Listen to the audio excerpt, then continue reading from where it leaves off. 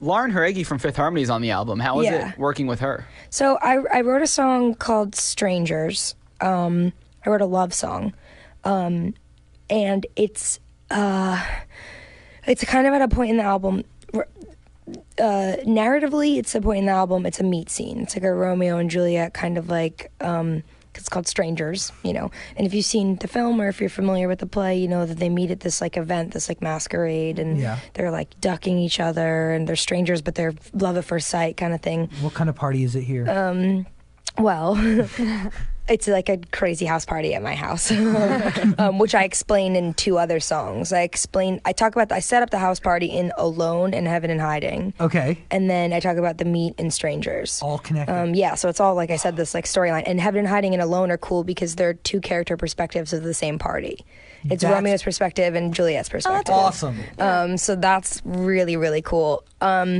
But in Strangers, I wrote this song that narratively is about the meet scene, but is actually about me reflecting on another relationship I had been in, trying to move on from this one. Got it. And it's the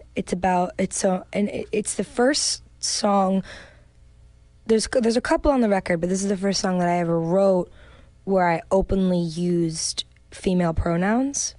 And I have songs on Badlands that are about, you know, women that I've been with, but I was 19 and it was my first record, and I tried to keep it. I also really tried to keep Badlands gender neutral, and that's why I think I found myself a lot of male fans from that record, because I wasn't singing about he or she or anything. I kept it pretty neutral. But on this one, I kind of go there. And I wrote this song. And with a chick, does the gender change from song to song? Yeah. Okay. Yeah. So like, there's some songs that have he's, some songs that have she's on the record, but it's funny because for me, I'm singing about different relationships I've been in, but in the record, it just looks like it's different characters singing about each other. You know what I mean? So when I'm singing about like a girl I dated, it looks like, you know, it looks like a male character singing about a female character, or like, you know, in the essence of the story. Got it. But I wrote this song, and it's kind of Stevie Nicks, it's kind of Pat Benatar, kind of Daft Punk. Okay. It's so like it's all over the place. Let me explain. A little bit of everything. Let me explain. the lyric and the confidence are Pat Benatar. Mm-hmm. The harmonies and the duet in the chorus are Stevie Nicks. Like the idea of like the Fleetwood Mac kind of like harmonic, 2 people singing at once, like duet style. At each other or at once? At once. Got it. We go back and forth in the verses, but and then the drums and the synths are like super French. It's like very Daft Punk, very Starboy. Like I like that breakdown. Yeah, and so and something wasn't right. I was like, something's not believable. Something's not, you know, me just singing the song isn't enough. Like I need it to be more real. And Lauren is a friend of mine, and she's openly bisexual, and so am I.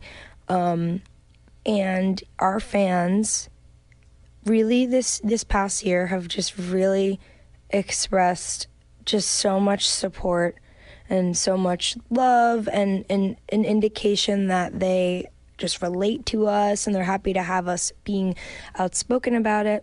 And I was thinking to myself, if I want this song to be believable, it needs to be real. So I'm not going to put a girl on this song to sing who's straight. Yeah. I'm just not going to do it, you know?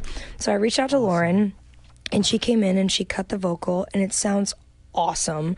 Our voices sound really cool together because we both have like really raspy voices.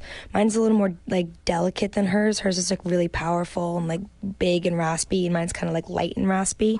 But it's really cool. And I just love that Lauren and I are 2 women who have like a mainstream pop presence doing a love song for the LGBT community. I think the world needs it. And I think the time is now more than ever. And I think radio should embrace it too. It really is. And I'm going to be real. Over the last couple of years, there's been songs that have come out, right? That have been, you know, Fancy Haygood had a song with Ariana and Meghan Trainor one time, Boys of the Summer or something. And it was ignored. It was completely ignored, right? So these records are needed because the ones in the past have been totally just brushed over, right?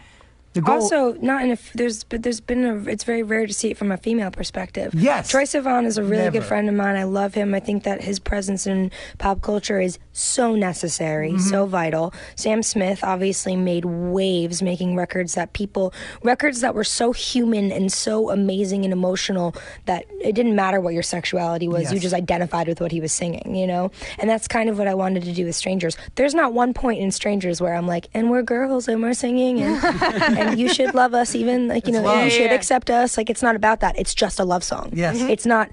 at no point in the song does it make a point to say that it's a gay love song. It's just a love song that happens to use same-sex pronouns. And that's what it should be. Should always be. And also, I think that's what the world wants, right? Yeah. Because if you really want to have impact, don't dress it up and, you know, attach giant stereotypes or make stereotypes as clear as day. Yeah. You know, make it as real. Yeah.